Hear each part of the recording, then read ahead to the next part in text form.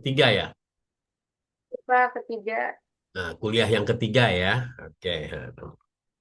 Baik, teman-teman mahasiswa yang saya hormati dan saya banggakan. Hari ini kita melanjutkan perkuliahan yang sudah pernah saya sampaikan di perkuliahan kedua. Nah, sekarang perkuliahan ketiga. Tapi saya ingin mengulang sedikit saja di mana ciri-ciri dari kebijakan publik, seperti yang saya sampaikan terdahulu, yaitu ciri-ciri kebijakan publik, satu, dia harus bersifat kolektif. Dia harus mempunyai tujuan dan sasaran yang jelas. Dan dia juga, kebijakan publik itu harus ada proses pengambilan keputusan.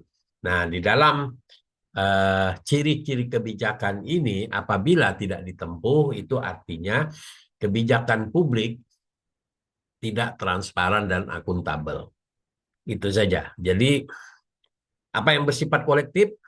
Nah, itu adalah kebijakan publik yang melayani kepentingan bersama, bukan kepentingan individu, bukan perseorangan, bukan juga pengusaha oligarki. Nah, kebijakan publik untuk apa? Juga untuk yang berdampak luas pada masyarakat. Juga apa? Mengatasi kolektif. Ya, itu tadi. Jadi tidak ada yang bersifat individual. Nah, begitu juga tujuan dan sasarannya yang jelas. Di mana di dalam sasaran tujuan yang jelas ini tentunya objek yang terukur, target pencapaian spesifik, indikator keberhasilan juga jelas. Ya, jadi ada hitungan-hitungannya di dalam kebijakan publik itu. Nanti kalau eh, belajar nanti lebih jauhnya ya kebijakan publik, tentunya ada pisau analisisnya nanti ya. Salah satunya mungkin kalau sudah pernah dengar ada namanya SWOT. Nah, itu analisis salah satu untuk bagaimana menganalisis kebijakan publik itu. Bagaimana nanti strateginya, apa terukur atau tidak dan sebagainya. Jadi banyak sekali pisau analisis dari kebijakan publik itu. Nah, begitu juga proses pengambilannya. Jadi proses pengambilan keputusan itu sangat luas ya, melibatkan multidimensi ya. Begitu juga konsultasi dengan stakeholder. Yang itu yang kemarin juga ada pertanyaan, bagaimana kita bisa mengetahui kebijakan yang dibuat oleh pemerintah? Karena kebijakan publik itu dibuat oleh pemerintah, bukan dibuat oleh rakyat. Tapi kebijakan publik yang dibuat oleh pemerintah melibatkan partisipasi rakyat. Nah, perlukah rakyat mengetahui? Perlu. Sebelum kebijakan publik itu ditetapkan, ya, keputusan itu ditetapkan, harus ada yang namanya konsultasi dengan stakeholder itu tadi. Ya, stakeholdernya salah satunya adalah pertimbangan pada tokoh-tokoh masyarakat kah di situ, atau juga ormas, orpol, diundang semua ya, menyangkut apa kebijakan publiknya. Kalau menyangkut yang mengatur umpama tentang pajak, ya diundanglah para pengusaha-pengusaha dari masyarakat gitu. Apakah masyarakat, tokoh-tokoh masyarakat, apakah keberatan dengan kenaikan pajak sekian persen dan sebagainya. Nah, itu kan harus didiskusikan, harus dimusyawarahkan untuk bisa bagaimana kebijakan publik itu diikuti ya, dalam arti ketika diketok palu di DPR itu sudah bisa disetujui oleh semua orang. Nah, selanjutnya bagaimana kebijakan publik sebagai respon sistem politik. Ya, jadi di dalam kebijakan publik sebagai respon sistem politik itu, kebijakan publik itu sebagai mekanisme responsif sistem politik terhadap tuntutan dan dukungan yang datang dari masyarakat. Jadi sistem politik yang sehat mampu menerjemahkan aspirasi masyarakat menjadi kebijakan yang konkret dan implementatif. Apa saja mekanisme respon itu? Yaitu menangkap aspirasi publik melalui berbagai kanal.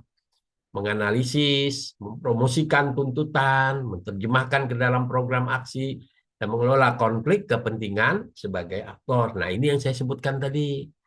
Oleh karena itu, kebijakan publik adalah respon dari sistem politik.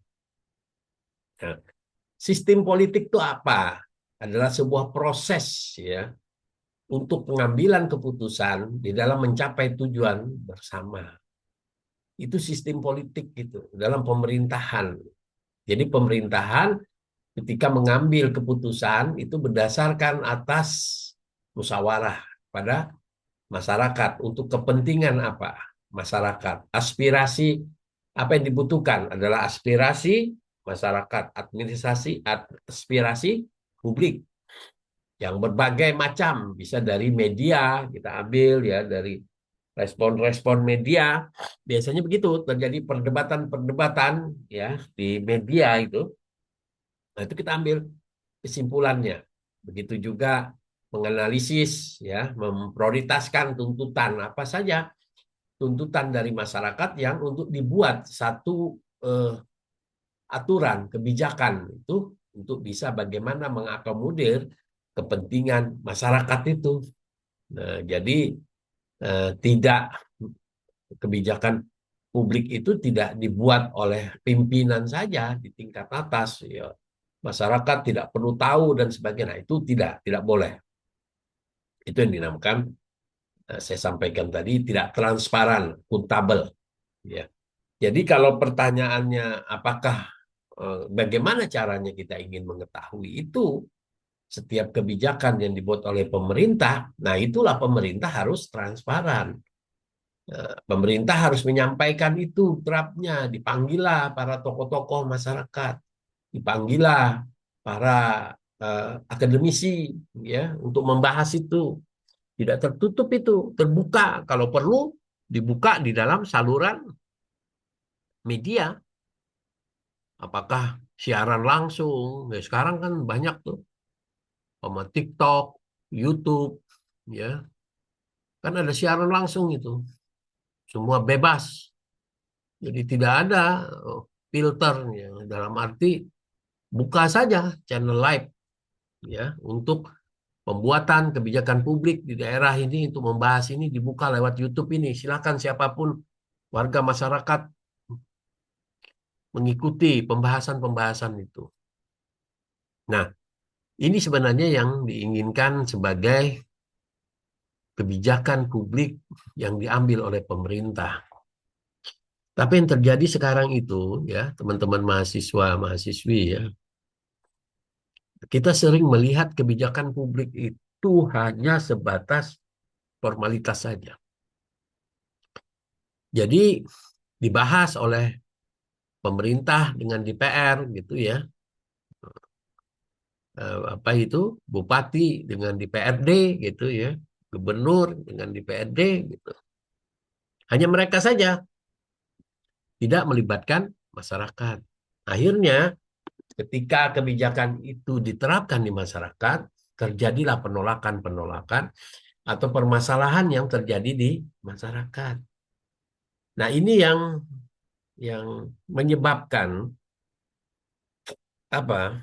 Tersumbatnya saluran masyarakat. Apalagi di dalam kebijakan itu yang dibuat itu menguntungkan salah satu pihak, apakah pengusaha, apakah kepentingannya penguasa, ya, pemerintah, gitu, pas mengorbankan rakyatnya, ya, banyak itu contoh apa yang eh, kenaikan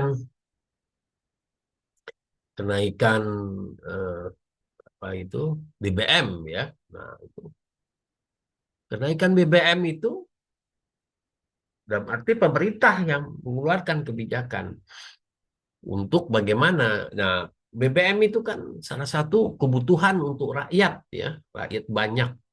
Karena kenaikan BBM itu berpengaruh terhadap ekonomi. Jadi BBM dinaikkan, transportasi menjadi mahal. Mengapa transportasi mahal? Karena transportasi untuk distribusi barang yang akan dikirim ke sebuah daerah, umpama.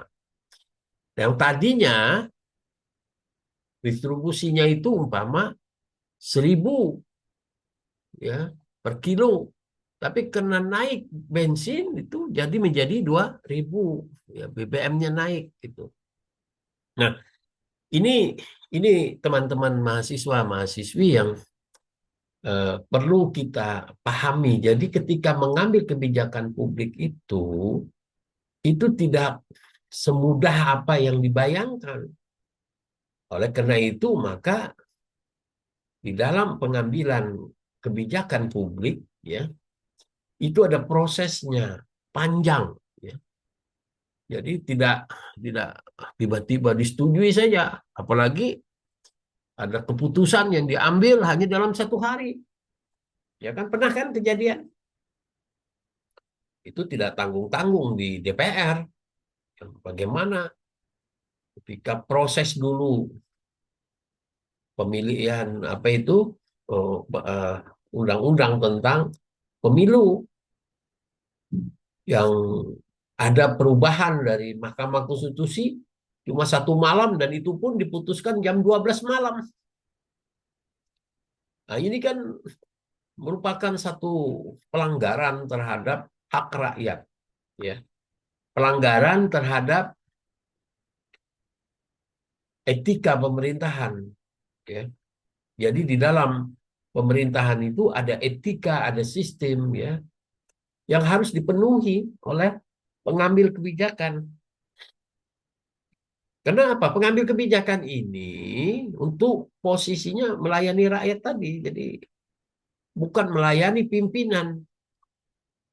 Maka yang harus dipahami oleh para pengusaha, penguasa ya, bupati maupun birokrasi itu, dia harus sadar bahwa yang dia lakukan itu untuk kepentingan rakyat dan dia digaji oleh uang rakyat, ya kan? Tidak ada pejabat itu digaji oleh presiden, with presiden. Tidak ada. Presiden nggak punya uang di situ. Nah, makanya kita dipungut pajak itu tadi. Kalau tidak mencukupi pajak yang dipungut itu, kita menghutang. Jadi sama kayak rumah tangga itu ya, teman-teman mahasiswa, mahasiswi. Dia negara tuh sama. Kalau nggak punya duit, akhirnya ayo kita ngutang saja, nanti kita bayar, kita cicil. Nah, terus kita umpama ngutang sekian, ya udah kita belanjakan untuk apa? Untuk jualan. Nanti kita bisa ini biar ada uang penghasilan. Nanti kita orang kalau kita ngutang di luar negeri gitu ya, kita ngutang di rumah tangga itu, umpama di rumah ibu bapak itu ngutang itu untuk apa? Untuk dagang. Uangnya kan diputar itu. Nah, ada keuntungan di situ. Disitulah keuntungan-keuntungan itu untuk hidup. Dan sisanya untuk apa? Untuk nyicil, bayar. Ya, bayar hutang itu. Nah, negara juga begitu. Jadi negara ini menghutang itu untuk bayar gaji. Umpama uangnya tidak cukup untuk gaji pegawai negeri itu. Hutang. Yang bayar siapa? Ya rakyatnya.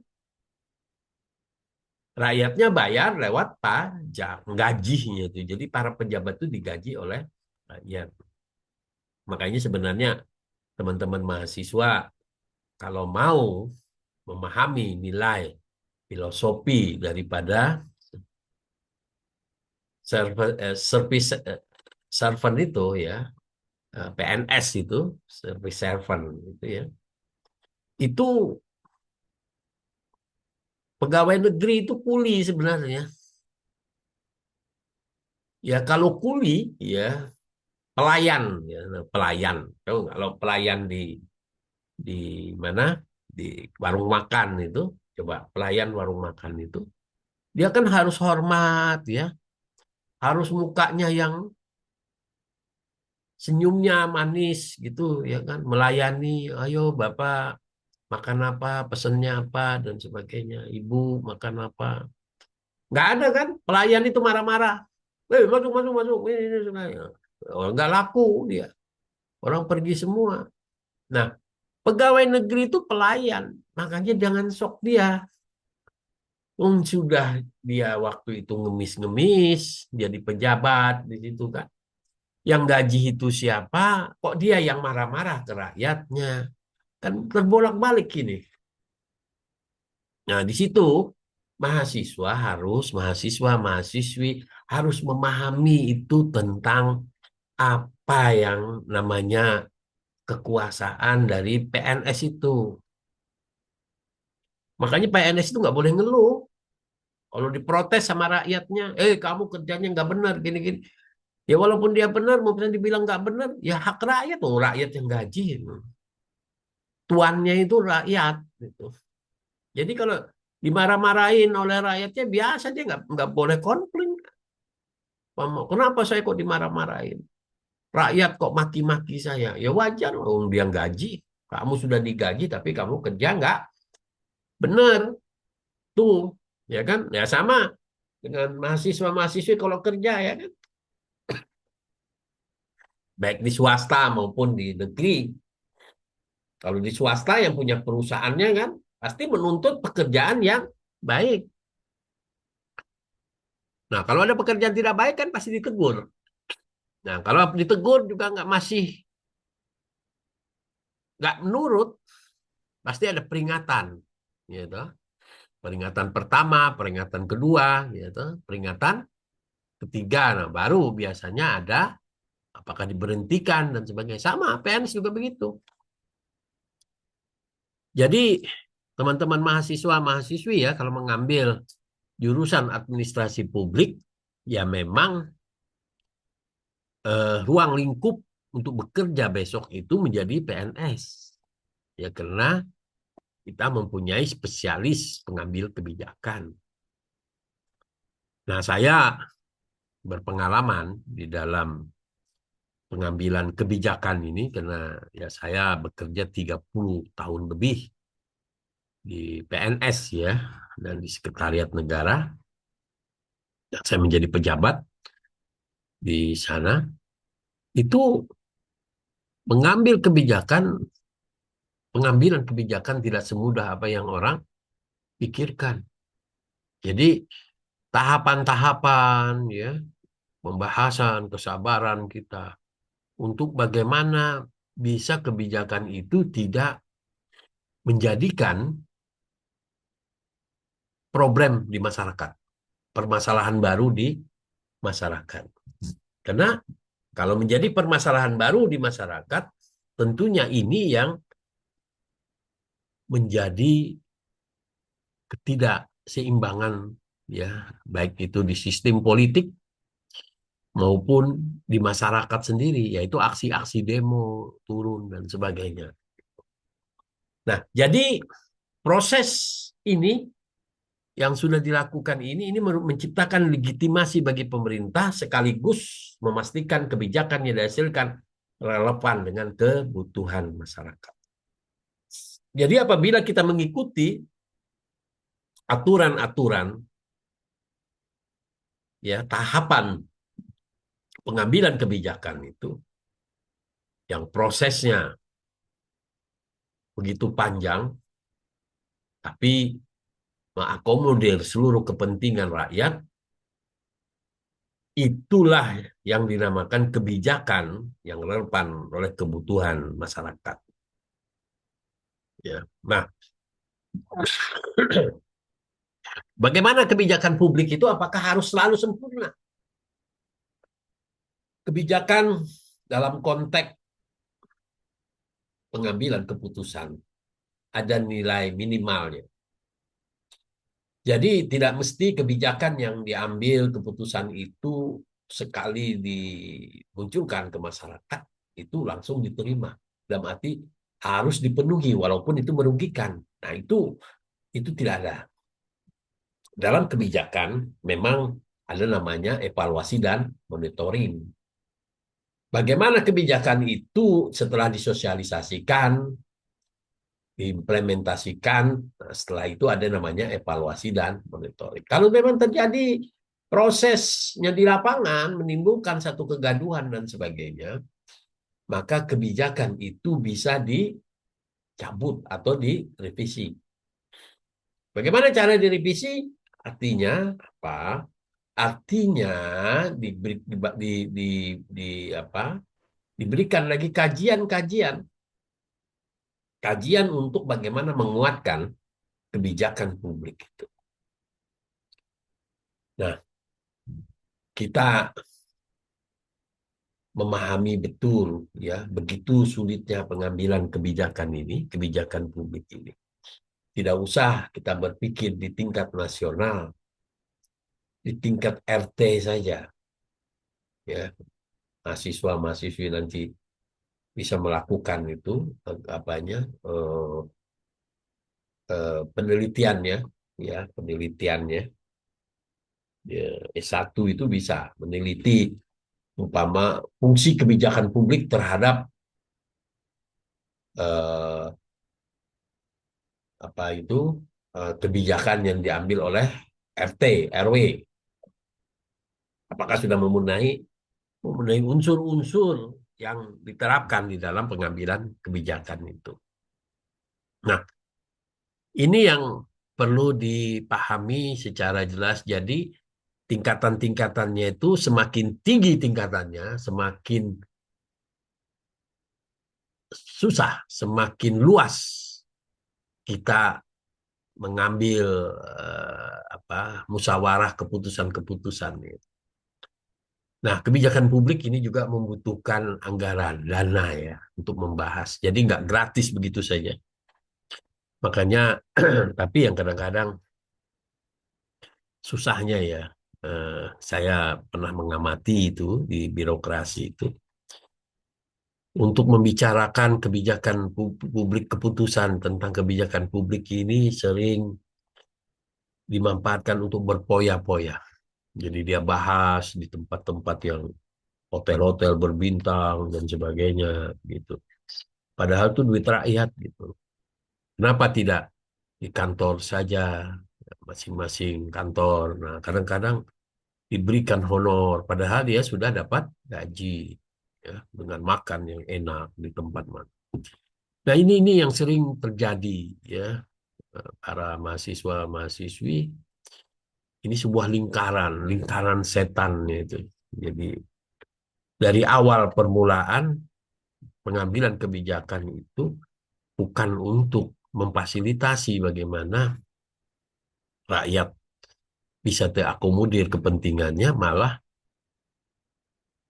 sistem yang ada ya, eh, mekanisme yang ada dijadikan untuk dia mencari peluang-peluang keuntungan di situ.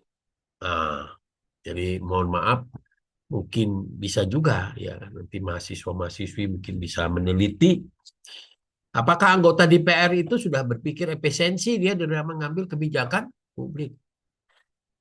Kadang-kadang dia, oh ini ada kebijakan publik ini saya perlu studi banding ke daerah. Berangkatlah itu semua. Ada berapa orang? 15-20 orang ke Pulau Jawa itu. Oh, di sana sudah ada pernah nih kebijakan untuk mengatur. Padahal tidak perlu pun berangkat ke sana semua di situ dalam arti sekarang sudah ada teknologi ya, bisa dilakukan dengan Zoom gitu ya, dialog di situ kita minta ya Big Smack King gitu ya, Big Smack King gitu. Minta pendapatnya, pengalaman-pengalamannya ketika kita ingin mengambil kebijakan publik itu untuk keputusan ya undang-undang yang akan diterapkan. Nah, itu tuh ada cara-cara yang sebenarnya bisa dilakukan untuk efisiensi. Nah, apabila ada anggaran-anggaran tersisa, tentunya kalau di daerah itu ya, kalau memang ada efisiensi ya bisa disalurkan untuk apa? Biaya pendidikan yang gratis, gitu kan?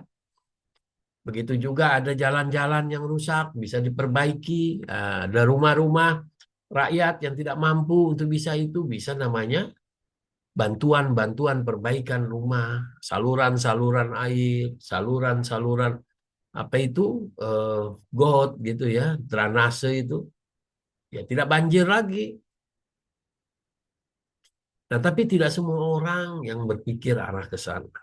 Karena awal mula kalau kita tahu dalam historisnya para pejabat itu eh, apa duduk di dalam sebuah jabatan itu kan bermacam-macam cara dia mendapatkan itu. Nah, itu yang saya memahami di birokrasi ya pengalaman. Jadi besok para mahasiswa-mahasiswi jadi saya tekankan di sini kalau besok Anda 10 tahun, 20 tahun yang akan datang Anda menjadi pemimpin bangsa ini, kalau memang perilaku etikanya, moralnya sama seperti sekarang ini, tentunya Indonesia tidak akan maju. Tentunya daerah kelahiran, umpamanya di Kalimantan Selatan itu tidak akan maju. Karena apa? Setiap pergantian pimpinan, setiap pergantian kepala dinas dan sebagainya, pasti berubah sistemnya. Tidak ada dia lanjutkan. Jarang dia lanjutkan dan dia rubah. Nah, ketika merubah itu artinya apa? Anggaran itu membengkak. Anggaran itu yang dijadikan dasar bahwa ini adalah program tidak sama dengan yang dulu.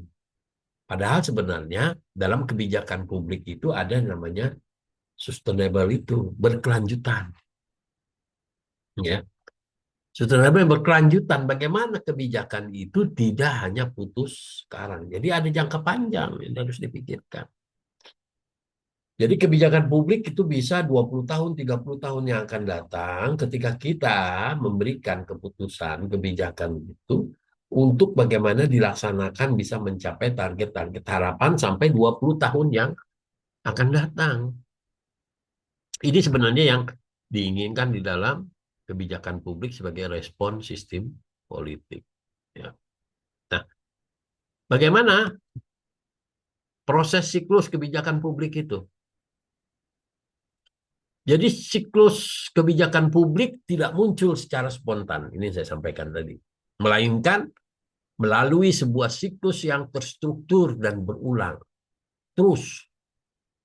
Artinya apa? Artinya itu harus kajian-kajian yang selalu dapat berikan masukan-masukan yang terstruktur. Ada hitungan-hitungannya, ada dampak. Jadi kalau di dalam pengambilan keputusan itu, jadi ada yang namanya input, output, ya, outcome. Nah, outcome ini sebenarnya setelah output, setelah itu baru yang namanya impact, dampak. Itu kebijakan publik. Jadi apabila kita memahami siklus ini membantu kita mengenali pada tahap mana sebuah isu itu berada dan bagaimana kita dapat berkontribusi di dalam prosesnya. Nah, di dalam prosesnya itulah kita harus ikut kontribusi tadi. Jadi jangan sampai mahasiswa hanya berdiam diri, kuliah saja. Nah, kuliah ini bukan untuk hanya mendapatkan pengetahuan, tapi di sini diskusi. Makanya saya selalu mengajarkan kepada para mahasiswa-mahasiswa di sini untuk bisa kritis, ya, untuk bisa mengkritisi ya kebijakan-kebijakan di daerahnya. Nah, mengkritisi itu bagaimana? Demo kah? Ya itu kalau tersumbat sudah. Tapi lebih baik memang kita bisa berupa tulisan ya, atau masukan-masukan surat-surat yang bisa kita sampaikan kepada gubernur, wali kota, bupati, gitu. Bahwa sebenarnya kebijakan-kebijakan ini sangat bertentangan, gitu kan? Itu kita sampaikan saja dengan aspirasi ada di masyarakat. Nah, oleh karena itu proses siklusnya ini akan menjadi sebuah cara yang terbaik. Jadi itu teman-teman. Nah, bagaimana tahapan siklus kebijakan ini? Nah, ini yang harus bisa dipahami teman-teman semua. Yang pertama adalah kita harus mengidentifikasi masalah. Nah, identifikasi masalah ini apa? Yaitu mengenali, mendefinisikan masalah publik yang memerlukan intervensi pemerintah. Jadi di dalam identifikasi masalah, seluruh masalah ini kita inventarisir, kita kenali. Nah, yang mana yang perlu diintervensi oleh pemerintah? Ya, kalau misalkan masalah tidak perlu diintervensi pemerintah, hanya masalah yang bisa diselesaikan oleh masyarakat, ya pemerintah tidak perlu intervensi. Contoh, ya, apa yang tidak perlu diintervensi oleh pemerintah? Karena kalau terlalu banyak intervensi pemerintah, ini pun bisa. Contohnya adalah hak orang untuk beribadah. Nah, pemerintah tidak boleh mengatur itu beribadah ini. Nah, tapi pemerintah hanya boleh memberikan kebebasan kepada setiap orang yang beribadah, itu diberikan kebebasan seluas-luasnya tanpa ada gangguan. Tapi bagaimana cara orang beribadah dan sebagainya, apakah menyalahi itu sesuai agama Islam? Nggak bisa, pemerintah nggak bisa. Kamu sholat itu 5 waktu, kamu kalau tidak sholat, kamu akan dihukum. Nggak bisa. Nah, itu salah satu kebijakan yang tidak boleh diintervensi oleh pemerintah. Jadi ada kebijakan yang eh, harus diintervensi pemerintah, ada yang tidak boleh diintervensi. Nah, itulah gunanya ada identifikasi masalah tadi, ya, identifikasi masalah tadi. Nah, setelah itu apa? Ketika ada sudah kita identifikasi, kita penetapan agendanya, ya. Itu proses masalah masuk ke dalam agenda pemerintah untuk ditindaklanjuti. Nah, di dalam proses masalah yang masuk agenda pembahasan ini kalau di dalam pemerintah pusat itu sering kita dengar apa namanya, prolegnas, ya program nasional. Nah, itu prognas itu agendanya itu. Ada berapa yang masuk prolegnas tahun ini? Oh, ada sekitar 30 prolegnas yang harus dibahas. Mana yang strategis? Ada lagi nih dipilah-pilah. Dari 30 ini mana yang utama? Ada 10 utama, ada 10 yang biasa, ada yang 10 yang dianggap tidak terlalu urgent. Nah, ini diambil. Jadi diambil bagaimana urgensinya. Kalau memang dibutuhkan segera untuk keputusan karena menyangkut masalah hajat orang banyak itu ya, hajat masyarakat. Nah, tentunya kebijakan itu harus didahulukan. Nah, itu penetapan agendanya. Setelah penetapan agenda itu, pemerintah lanjuti dengan pembahasan-pembahasan itu baru dimunculkan perumusan kebijakan. Jadi mengembangkan alternatif solusi dan memilih opsi terbaik. Makanya di dalam pembahasan itu ada namanya DIM, daftar inventaris masalah. Ya.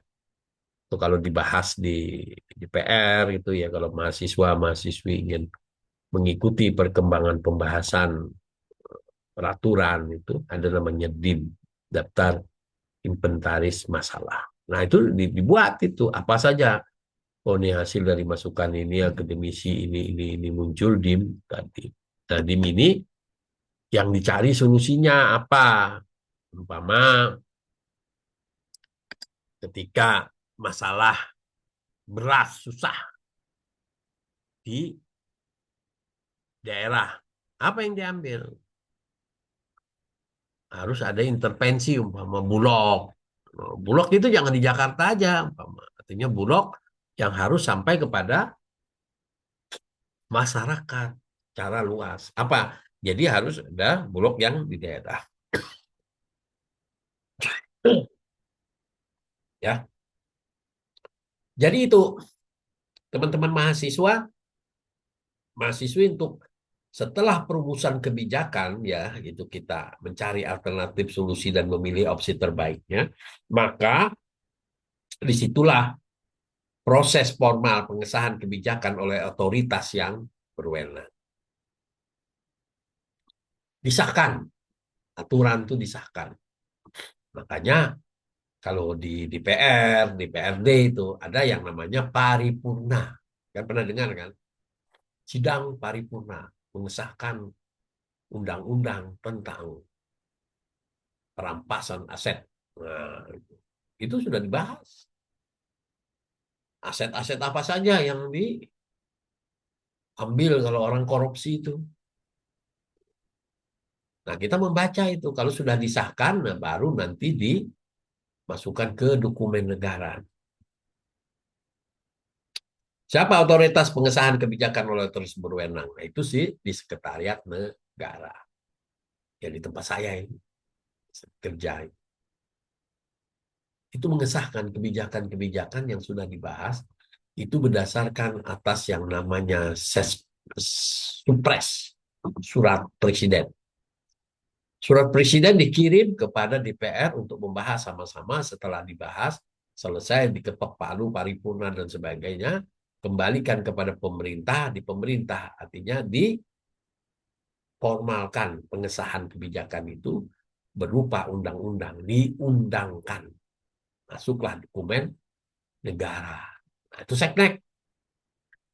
Masuklah di dalam dokumen negara yang sudah jadi undang-undang. Nah, ketika sudah jadi undang-undang, disitulah pemerintah punya kewenangan apakah ketika undang-undang itu dibuat, itu seluruh bangsa Indonesia, baik dia pernah melihat atau tidak, tapi negara sudah menyatakan ketika itu sudah disahkan di paripurna, bahwa undang-undang ini harus diikuti oleh seluruh bangsa Indonesia. Tidak bisa kita protes kalau sudah di paripurna. Nah, itu kekuatan kebijakan itu. Jadi kebijakan publik itu begitu hebatnya. Kekuatan kebijakan publik itu bisa mengatur negara ini. Kenapa? Ketika kebijakan itu sudah disahkan, artinya seluruh komponen bangsa negara ini harus tunduk, ya, mempertahankan kebijakan yang sudah dibuat itu. Nah, makanya di situ apabila orang melanggar undang-undang itu, maka dia wajib untuk dihukum menurut pasal sekian, terjadi penyelewengan ini. Berdasarkan undang-undang, seharusnya ketika kita membeli sesuatu harus lewat lelang, tapi tidak lewat lelang. Nah, itu kena. Itu yang dinyatakan bahwa kebijakan harus melewati tahapan-tahapan siklus kebijakan itu. Nah, tapi setelah legitimasi pengesahan apakah sudah selesai? Belum. Itu yang dinamakan implementasinya. Ada implementasinya. Nah, implementasi ini adalah pelaksanaan kebijakan di lapangan oleh birokrat atau aktor terkait. Jadi kementerian-kementeriannya. Jadi kalau masalah kebijakan yang dikeluarkan tentang aset negara, perampasan aset negara, siapa yang bergerak di situ? Kejaksaan, pengadilan di situ. Jadi hukuman-hukuman ketika orang korupsi itu kejaksaan sudah berhak untuk menyita seluruh aset yang dia punya hasil korupsi itu. Jadi dimiskinkan, istilahnya itu dimiskinkan. Ya. Nah, itu yang namanya implementasi. Atau kalau misalkan kebijakan tentang penyaluran beras, ya, ketika sudah dibuat itu tentang kebijakan bahwa beras harus lewat Bulog, umpama. Nah, Bulog itu yang mempunyai kewenangan untuk penyaluran beras. Nggak boleh ada lembaga lain dibentuk di situ. Jadi harus Bulog yang ada di situ. Nah, disitulah implementasinya. Jadi diserahkan kepada kewenangan masing-masing, baik itu kementerian maupun instansinya atau badan, lembaga apapun, baik non struktural maupun struktural. Ya, jadi itu sudah ada semuanya. Kayak bansos, umpama. Itu Kemensos, itu ya, Kementerian Sosial. Gitu juga untuk fakir miskin, orang miskin perlu bantuan dan sebagainya. Itu Kemensos tugasnya. Nah, setelah implementasi itu maka baru ada yang namanya evaluasi pengawasan. Evaluasi inilah, pengawasan inilah yang diperlukan. Baik ada lembaga pengawasan seperti BPK, ya, BPKP, itu, kejaksaan, itu, pengawasan dia. Nah, itu turun ke lapangan pengawasan. Apakah ada permasalahan di lapangan? Apakah ada hal-hal yang terkait masalah keuangan, penyimpangan keuangan, pemborosan uang negara, dan sebagainya? Nah, ini dievaluasi dan pengawasan ini. Tapi tidak lupa juga masyarakat yang memberikan pengawasan. Jadi kalau umpama masyarakat ini tahu bahwa di situ ada korupsi, umpama membangun jembatan, tapi jembatannya nggak dibangun, tapi uangnya digelontorkan. Dia fiktif semua itu, dia bikin-bikin. Nah itu pengawasan, siapa yang turun? Kejaksaan nanti yang memeriksa BPK, memeriksa BPKP. Nah itu lembaga. Tapi rakyat juga bisa, rakyat yang menyampaikan kepada lembaga-lembaga terkait. Ya, kalau ada penyimpangan uang disampaikan kepada kepolisian atau kejaksaan. Tapi sistem prosedur administrasinya yang menyalahi aturan disampaikan kepada BPK atau BPKP sebagai lembaga pengawas dan evaluasi. Jadi semua yang dijalankan oleh kebijakan publik siapapun yang diamanatkan untuk menjalankan uh, kebijakan publik ini tentunya ada lembaga-lembaga yang mengawasi. Jadi nggak dibiarkan begitu saja, ya, tidak dibiarkan begitu saja oleh oleh lembaga itu, oleh lembaga yang punya kepentingan atau masyarakat sendiri. Nah, ini kejadian ketika penyaluran disampaikan oleh rakyat, ya, kasus di bulan Agustus. Apa yang terjadi? Rakyat marah. Karena ada beberapa kebijakan yang menyimpang dari aturan. Contoh pajak tinggi, ya. Tapi pajak kita tinggi, hutang kita banyak. Kita hutang sampai 7.000 triliun, 8.000 triliun. Itu sudah melampaui batas aman hutang itu. Nah, ini akhirnya rakyat bicara begini, oh begitu enak sekali pemerintah ini mengatur negara, bukan dia pikirkan bagaimana mencari uang, tapi ternyata dia mencari utang. Ya kalau mencari utang nggak perlu pemimpin-pemimpin yang hebat. Pendidikannya sampai S3, pengalaman, ya, oh, nggak ada uangnya, usahanya cari utang. Gitu. Nah, orang utang kan enak tuh. Coba para mahasiswa, mahasiswi, kalau nggak ada duit, biar enak, nggak perlu kerja keras, udah ngutang aja, bayar belakangan anunya, ngutang berapapun, akhirnya bisa dibelanjakan ini. Tiba-tiba nggak bisa dibelanjakan, nggak bisa bayar. Disitulah kalau nggak bisa bayar, ya negara akan menjadi tersandra, apalagi jatuh tempo. Apa? Orang akan mengambil apa saja yang sekira negara bisa bayar, apakah sumber daya alamnya apa. Nah ini yang terjadi. Makanya para mahasiswa-mahasiswi perlu berpikir, dalam arti perlu memahami tentang kebijakan publik ini adalah utama di dalam pemerintahan. Kuncinya di sini. Kuncinya di dalam pemerintahan yang adil dan sejahtera itu di kebijakan publik.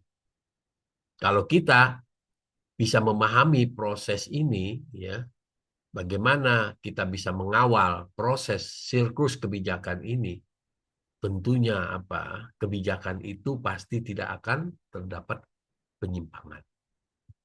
Penyimpangan-penyimpangan yang ada.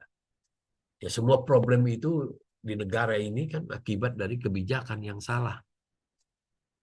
Mana ada orang protes kalau kebijakannya benar kan didukung oleh rakyat. Contoh umpama pemerintah menggratiskan uang kuliah SD sampai SMA. Gak usah bayar. Seneng rakyat. Gitu. Semua rakyat yang baik, yang punya berada atau yang punya uang, tidak punya uang dan sebagainya, tidak berpikir lagi untuk biaya sekolah. Nah, sekarang ada lagi biaya makan oleh Prabowo. Ya walaupun kondisinya sekarang tujuannya tuh baik, tapi implementasinya nih di lapangan ini. Kemungkinan yang terjadi keracunan dan sebagainya itu adalah adalah akibat dari implementasinya. Mungkin saja, ya, mungkin saja ketika proses masaknya, ya, makanan itu tidak sehigienis, tidak sesehat apa yang harus lewat prosedur. Umpama makanannya sudah mulai basi tapi tetap dimasak. Ikannya juga sudah yang lama di kulkas tetap dimasak. Nah, ini kan menjadikan menjadikan bakteri yang istilahnya bisa merusak ya perut orang bermacam-macam. Ada yang kuat, ada yang tidak. Nah, disinilah banyak keracunan itu. Nah, itu salah satu kebijakan. Ada kebijakannya bagus, tapi implementasinya yang susah. Nah, begitu juga ada mereka yang berpikir agak sedikit komersil, dia monopoli itu tentang proyek makan gratis itu. Oh sudah, saya saja yang menjalankan itu. Sekian miliar, ya menang tender. Sekian, sekian, sekian, sekian. Ya dapat untung itu. Yang seharusnya jatahnya tuh per anak itu sekian ribu, ternyata dengan adanya dia mengambil proyek itu dengan tidak halal juga ya, lewat tender yang tidak fair, ya tender yang jahat, akhirnya adalah orang yang minta fee di situ, ya minta komisi. Nah, itu terjadi di birokrasi itu terjadi. Kenapa? Mentalnya itu, mental manusianya ketika dia menjadi pejabat itu tadi. Jadi tidak ada pro pada. Nah ini dibutuhkan pengawasan ya pada oleh masyarakat kepada pemerintah ya, terutama yang dalam implementasinya. Baik, para mahasiswa-mahasiswi sebelum Bapak lanjutkan, apakah ada pertanyaan?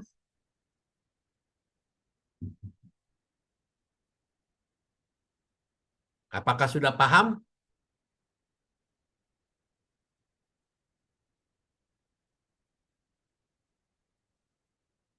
Apakah sudah memahami? Sama aku aja. Insya Allah paham, Pak. Paham ya. Ya.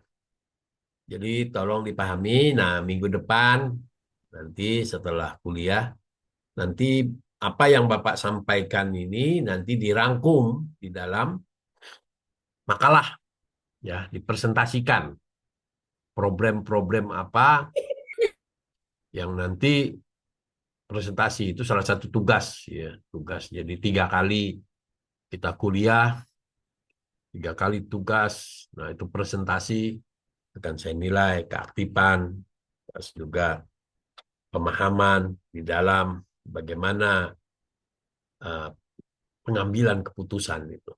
Jadi bagaimana kebijakan publik itu bisa kita pahami. Mungkin sementara itu dulu ya yang untuk kuliah kita pada hari ini. Eh, Nanti kita lanjutkan lagi di minggu depan. Ya. Bapak kebetulan ada di Bangka Belitung, jadi baru baru mendarat, jadi badan juga agak sedikit nggak enak ini, pilek juga batuk-batuk. Tapi kalau ada pertanyaan kita bisa diskusi. Kalau tidak ada kita tutup saja. Ya, apakah ada pertanyaan? Sekali lagi. Bapak, untuk makalahnya materi minggu ini aja Kak Bapak atau dari pertemuan pertama? Nanti Bapak akan berikan di kuliah yang akan datang. Jadi Iya Bapak. membuatnya itu nanti kuliah akan datang, bukan sekarang. Jadi apa temanya, apa yang harus dibuat nanti Bapak bikin pertanyaan-pertanyaan itu nanti dibuat, ya. Dan itu jawabannya tidak akan bisa dengan menggunakan AI itu. Nanti Bapak tahu itu kalau menggunakan AI itu bahasanya seperti apa. Karena nanti istilah-istilah yang ada di yang keluar itu akan Bapak tanyakan ini apa maksudnya dan sebagainya itu. Nah, kalau tidak belajar, tidak paham ya apa yang dibuat biasanya tidak bisa menjawab menjawab itu. Itu Bapak dah paham itu para mahasiswa mahasiswi itu ya. Kadang-kadang tidak belajar, hanya tahu praktisnya saja. Wah, udah pakai chat GPT. Wah, ya kan? Ya, mahasiswa senang pakai chat GPT ya. Ya, Giska. Senang ya Giska ya, teman-teman. Iya Pak. Nah, itu boleh-boleh saja, tapi harus yang sesuai dengan pemahaman kita. Nanti kalau pakai teknologi itu tidak sesuai pemahaman kita, akhirnya apa? Kita tidak bisa memahami. Nah, yang penting ini Bapak ingin kalian memahami apa yang disampaikan itu. Jadi ketika orang berbicara tentang kebijakan publik, kalian paham. Intinya di situ. Jadi kuliah itu sebenarnya pengetahuan itu kalian yang belajar mencari umpama buku-buku kalian baca dan sebagainya. Nah, kalau kuliah ini diskusi sebenarnya, kalian diskusi. Umpama Pak Yakub, ini kebijakan ini seperti apa? Kebetulan ya itu tadi, saya ini seorang praktisi. Jadi paham bagaimana permasalahan-permasalahan yang terjadi di birokrasi itu. Ya. Jadi permasalahan di birokrasi itu begitu rumitnya. Ya, ini baru pengantar. Nanti ada pengambil kebijakan. Ini pengantar ini menjadi dasar ya kalian di semester pertama, dasar di dalam administrasi publik. Karena administrasi publik itu tidak terlepas dari kebijakan publik. Ya, namanya aja administrasi publik. Kalau dulu jurusan administrasi publik itu namanya administrasi negara. Nah, itu asal mulanya di situ. Jadi kalau Bapak dulu, Bapak jurusannya juga administrasi publik sebenarnya, tapi namanya bukan administrasi publik, tapi administrasi negara. Nah, dalam pemikiran orang-orang itu, oh ini terlalu luas administrasi negara itu. Nah, administrasi negara mengatur mengatur bukan hanya pada masyarakatnya saja, tapi bagaimana lingkup pemerintahan, begitu juga pejabat. Nah, akhirnya dispesialisasikan yang mana bahwa administrasi hanya kepada publiknya saja, masyarakatnya. Nah, disitulah ada kebijakan publik. Kebijakan publik ini ilmu baru sebenarnya. Saya dulu kuliah tahun 86, ya. Saya kuliah seperti Anda semua.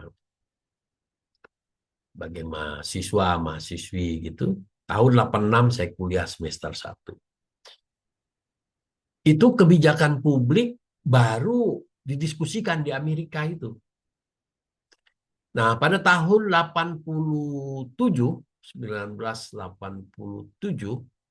baru kebijakan publik itu dikenalkan di Indonesia.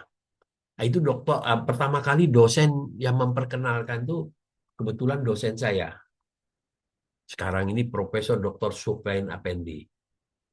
Nah, beliau itu pertama kali doktor kebijakan publik dari Amerika. Nah, kebetulan juga beliau itu bos saya di pemerintahan, waktu itu di Sekretariat Negara. Beliau itu dulu menjadi kalau asisten menteri bidang pengawasan.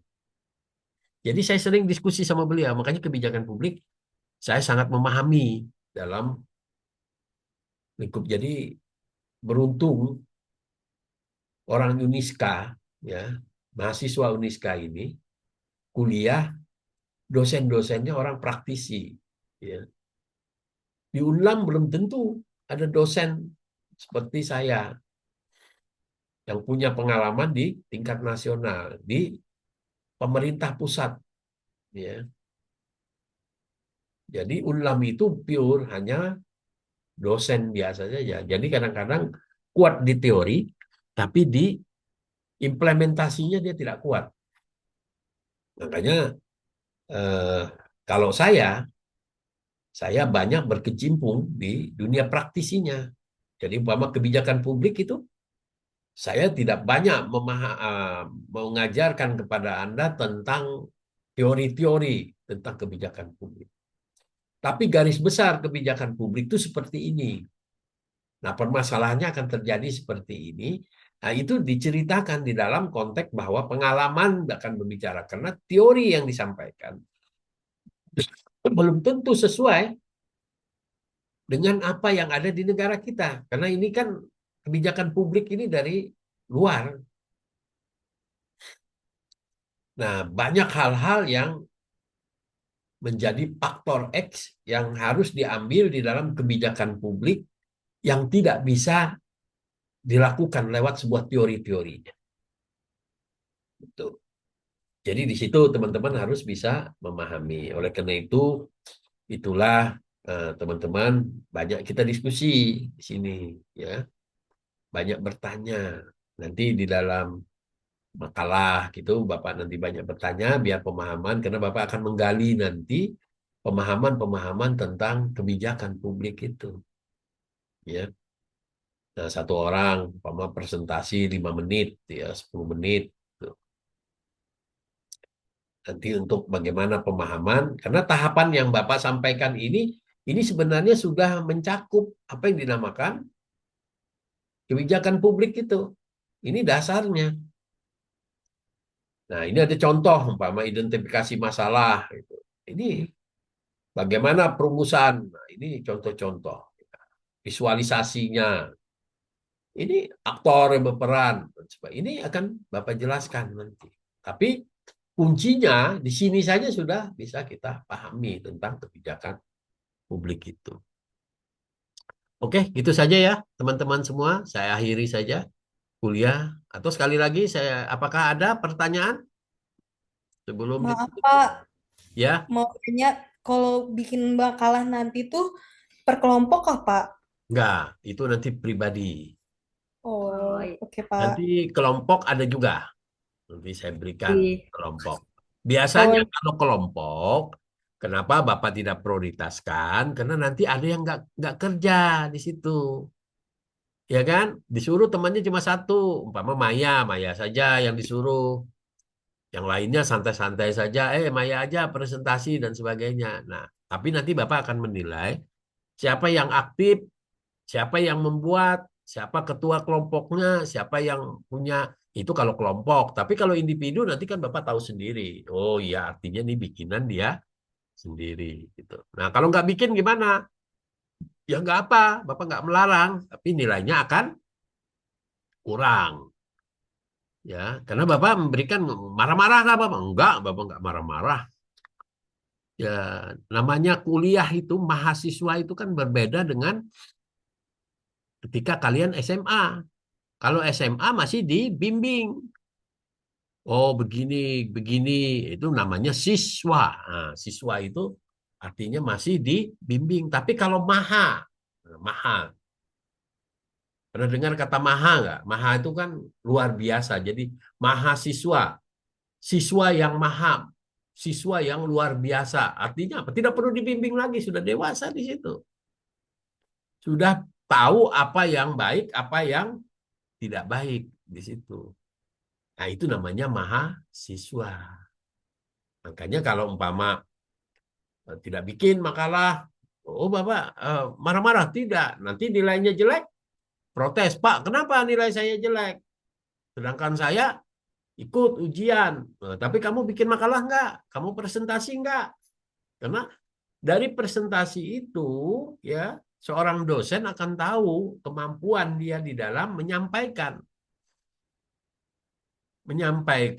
tentang pemahaman dia atas mata pelajaran ini. Jadi kalau misalkan di apa yang individu tadi kalian presentasi bagus, kalian nilainya kalian juga jelek itu di UAS UT itu pasti Bapak kasih A. Ya, tapi biasanya jarang.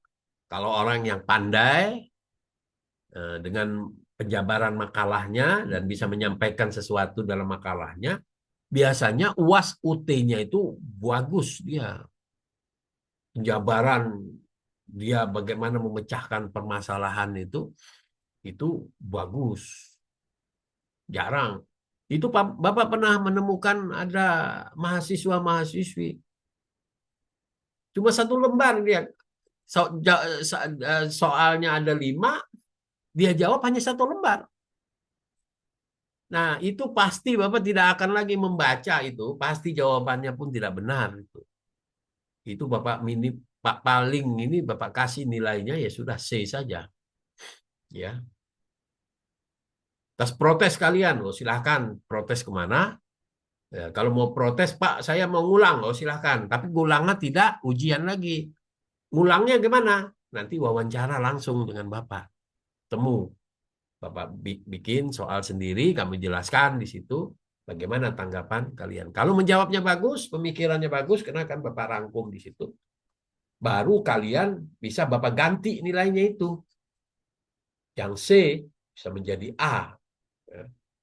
Tapi kalau yang C, dia protes, tiba-tiba nggak bisa jawab, ya bisa Bapak turunkan lagi ke D. Protes lagi, Pak, kenapa nilai saya dari C ke D? Lah kamu bisa jawab enggak? Nah itu kan, itu yang Bapak bilang bahwa itu kesadaran. Karena Bapak semua ingin anak-anak Bapak di sini yang mengikuti pengantar kebijakan publik. Ini fundamental banget ya. Pengantar kebijakan publik ini, dasar kalian memahami tentang administrasi publik. Kalau kalian tidak memahami ya tentang kebijakan publik ini, baik siklusnya maupun tahapan-tahapannya dan sebagainya, pengertian secara jelas, kalian akan sebagai orang administrasi publik itu tidak akan bisa menjalankan itu, ya. Jadi itu kira-kira. Gitu ya, Maya ya, paham ya? Paham, Bapak. Oke, baik gitu. Mungkin ini saja yang bisa saya sampaikan kuliah pada hari ini. Dan saya akhiri saja. Mudah-mudahan kita bisa ketemu lagi di minggu yang akan datang. Kalian sehat semua, sehat walafiat semua ya. Jaga kesehatan ya. Tidur juga dijaga dan sebagainya untuk kita selalu bisa kuliah ya. Dan kita pintar-pintar semua nanti kalau sudah lulus bisa menjadi birokrat, menjadi pemimpin. Ya, tahu bahwa mau jadi bupati, jadi gubernur semua. Ini administrasi publik, bukan orang jurusan lain. Administrasi publik sangat pas menjadi pemimpin. Gitu ya, teman-teman semua. Terima kasih atas perhatiannya. Sampai ketemu lagi di kuliah yang akan datang. Terima kasih. Wassalamualaikum warahmatullahi wabarakatuh. Waalaikumsalam Waalaikumsalam warahmatullahi warahmatullahi wabarakatuh. wabarakatuh. Waalaikumsalam Terima warahmatullahi kasih wabarakatuh. Bapak. Ya, terima kasih. Ya.